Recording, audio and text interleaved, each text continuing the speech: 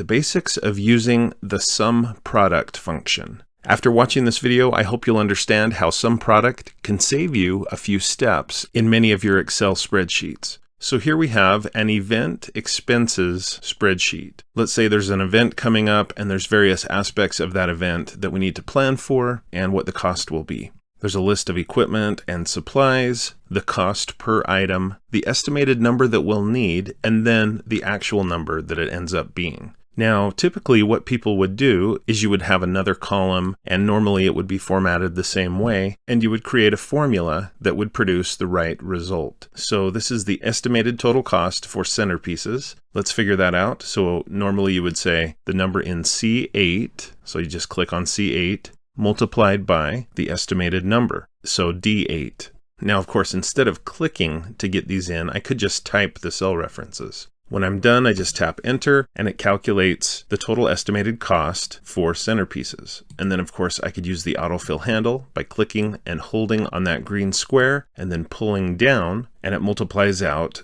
and it produces the total estimated cost of each of these items.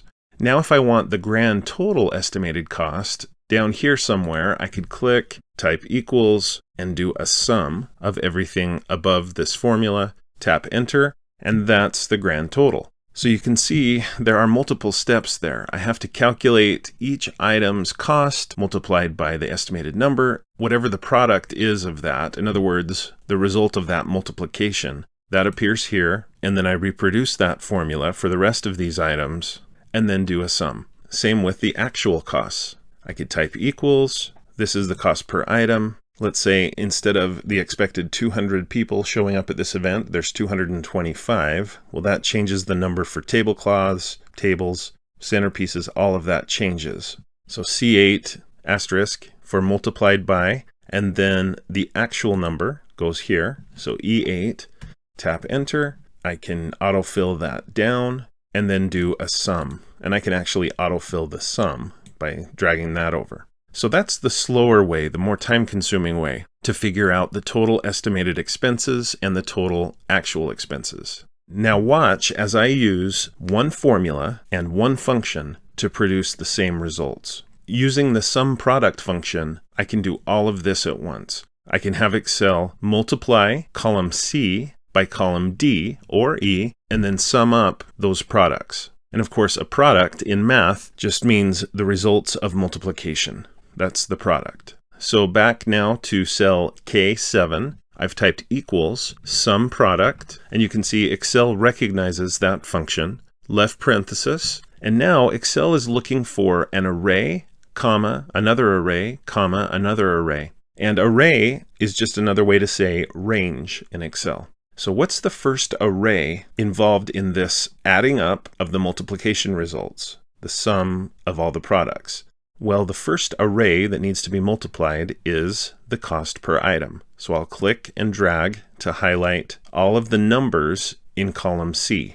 That's the first array, comma. Now the second array, what will these be multiplied by in order to produce a product? Well, each one of these in turn will be multiplied by, for the estimated expenses, they'll be multiplied by the numbers in column D. So that's my array number 2. I click and drag to highlight the numbers. Not the column headings here, just the numbers in column D. And that's all I need for estimated expenses.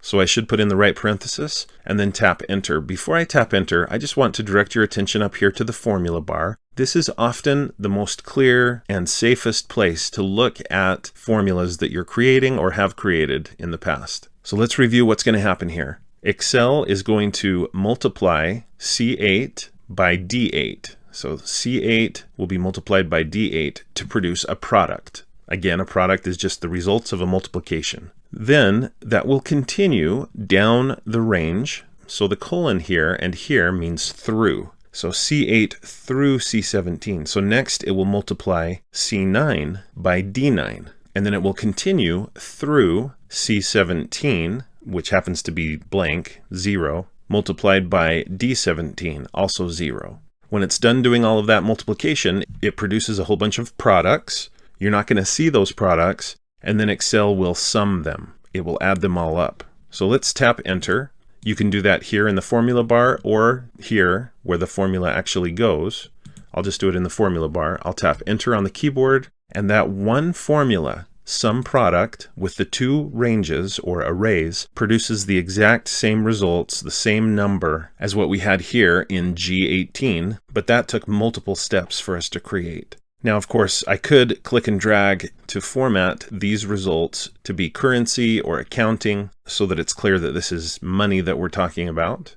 Let's do the same thing again, but this time for actual expenses. So this cell equals the SUMPRODUCT, and I'll just do this one in the formula bar, left parenthesis, array number 1. Now again, this time we're talking about actual expenses, but it still has the same cost per item. So I click and drag to highlight all the numbers in the cost per item column, put in my comma, and Excel is expecting another array at this point. And notice that you can do more than just 2 arrays if you want to, but in this example, all we need is 2. So this time, instead of estimated number, I need the actual number of chairs, tables, plates that were purchased. So I'll click and drag to highlight the array that has the numbers of actual items purchased. And I should put in that right parenthesis, even though you often don't need to. And then I'll tap enter on the keyboard, and it produces the same results. So of course, we don't really need these columns at all. I can highlight those columns, I can delete. To produce these results, all you need is a cell and a formula that uses SUMPRODUCT, as I've demonstrated in this video. Now, this is just the beginning. The SUMPRODUCT function is capable of doing much more than this. It can be a really powerful function for you to use in many